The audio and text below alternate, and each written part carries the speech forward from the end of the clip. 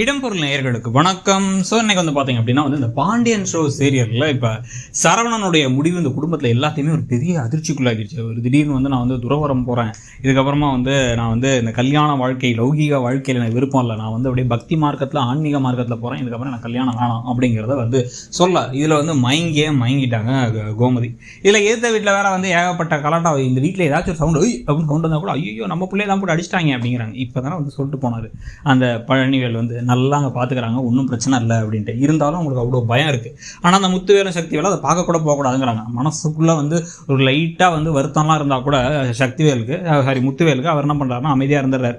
அதெல்லாம் என் பொண்ணே கிடையாது, நமக்கு ஒரே பிள்ளை குமார் மட்டும்தான் அப்படின்னு சொல்லிட்டு வசனத்தெல்லாம் பேசிட்டு போயிடுறாரு. இப்போ இங்கே இதுக்கு பிறகு இந்த சம்பவத்துக்குலாம் பிறகு ஏன்டா அந்த மாதிரி பண்ணிட்டு இருக்க, இந்த வேலையெல்லாம் வேணாண்டா, தயவு செஞ்சு சரவணா இந்த ஒரு கோலத்தை இந்த காட்சியை கலைச்சிரு, ஒழுங்காக உனக்கு ஒரு கல்யாணத்தை பண்ணி வைப்போனாங்க அப்படின்னு பேசிகிட்டு இருக்கும்போது, சரி நான் கல்யாணத்துக்காக ஒத்துக்கிறேன், நீங்கள் சொல்கிற மாதிரி நானும் ஒத்துக்கிறேன், அடுத்து என்ன நடக்குதுங்கிறதெல்லாம் பார்க்கலாம், நீங்கள் ரொம்ப அப்சஸ்டாகி அதே யோசிச்சுட்டு இருக்காமல் இருந்தீங்கன்னா எனக்கு ஓகே.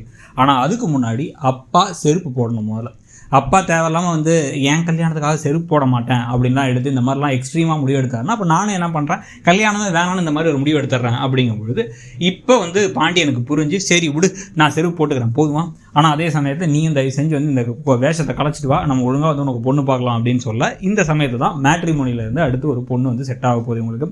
அந்த பொண்ணு நேரில் நம்ம மீட் பண்ணலாம், நம்ம 2 பேர் தனியாக பேசலாம் அப்படின்னா இவர் என்ன பண்ண போகிறாரு, போலன்னு பேசிகிட்டு இருக்க, வீட்டில் எல்லாரும் போன்னு சொல்லிக்கிட்டு இருக்க, கடைசியாக ஒன்று இதுக்கு தனியாக அனுப்புகிறோம், நாங்களும் வரோம் அப்படின்னு கார் எடுத்துக்கிட்டு ஒரு பொண்ணை தனியாக காஃபி ஷாப்பில் போய் பார்க்குறது, குடும்பமாக போய் நின்று அந்த பொண்ணு இதை பார்த்துட்டு ஏன்டா என்னடா நினச்சிட்டு இருக்கேன் உங்கள் மனசில், தனியாக பேசணும்னு கூப்பிட்றேன், இங்கே வர முடியலன்னா அப்போ நம்ம கல்யாணம் ஆனதுக்கப்புறம் இப்படி தனியாக போகலாம், ஒரு தேட்டருக்கு போகலாம், ஹனிமூனுக்கு போகலாம், எல்லாரும் கும்பலாக வந்துடுவீங்களா, இதெல்லாம் ஒத்து வராது, நான் கிளம்புறேன் அப்படின்னு அந்த பொண்ணு கொஞ்சம் மாடர்னான பொண்ணு அவங்க கிளம்பி கோவமாக போயிடுறாங்க.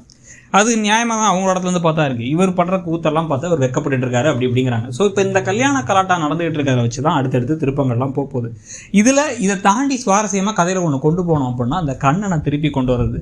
இந்த பணத்தை தூக்கிட்டு போன கண்ணை எங்கேயாச்சும் இருக்காருங்கிற தகவல் கிடைக்க, அவர் துபாய்க்குலாம் போகலை, இங்கே ஊரில் எங்கேயோ பார்த்தாங்கன்னு யாராவது சொல்ல, கதிரும் ராஜியும் சேர்ந்து போய் அவரை கண்டுபிடிச்சிட்டு வந்துடலாம் அப்படின்னு கண்டுபிடிச்சி அவர் நிறைய பணத்தை மீட்டெடுத்து வந்துடலாம், மொத்தமாக கிடைக்காட்டியும் கொஞ்சமாச்சு கிடைக்கும்னு கிளம்பி போக அங்கே நடக்கிற கூத்துகள், அப்புறம் கடைசியில் இவங்க 2 பேர் தனியாக சிக்கிக்கிற மாதிரி சம்பவங்கள், தனியாக சிக்கும் பொழுது இவங்களுக்குள்ள லைட்டாக காதலோ இல்லை அட்லீஸ்ட் ஒரு நட்புணர்வாச்சு முதல்ல வளர ஆரம்பிக்கிறது, அதில் இந்த ஜோடி கொஞ்சம் கொஞ்சமாக நெருக்கமாகிற காட்சிகள் அப்படிங்கிறதான் வந்தால் நல்லாயிருக்கும்.